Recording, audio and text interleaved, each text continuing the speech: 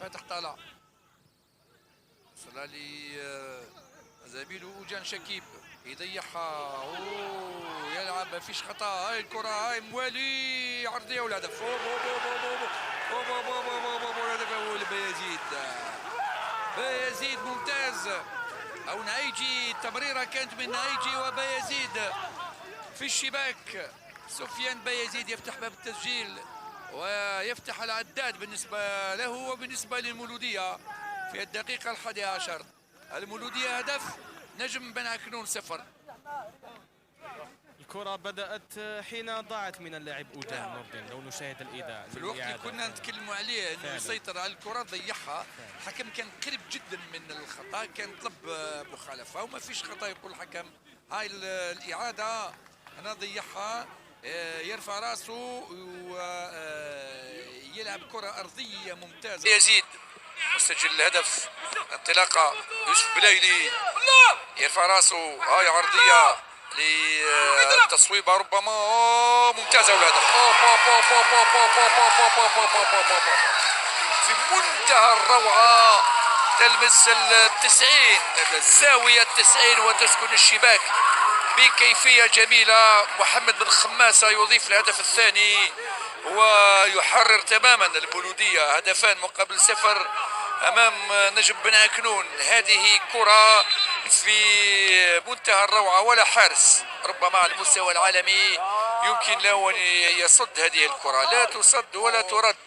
اكيد سنشاهد الاعاده مع الزملاء التقنيين. العائد هاي كره عرضيه ثم طاهر والتصويبه من على بعد تقريبا 26 متر مباشره في الشباك. مرة ينتزعوا له الكرة ويعطوا له الكرة مثل هذه.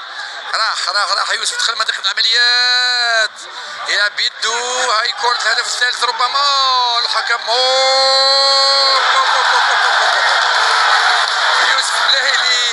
يوسف بلايلي يسجل الهدف أخيرا في الدقيقة 72 بعد أخذ ورد وتدخل الرائع من طارق بوستر.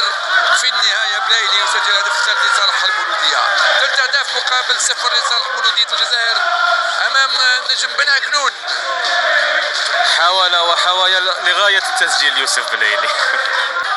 راح نشاهد طبعا الإعادة. هاي الإعادة تروح الكرة لطاهر يصوب تدخل الحارس.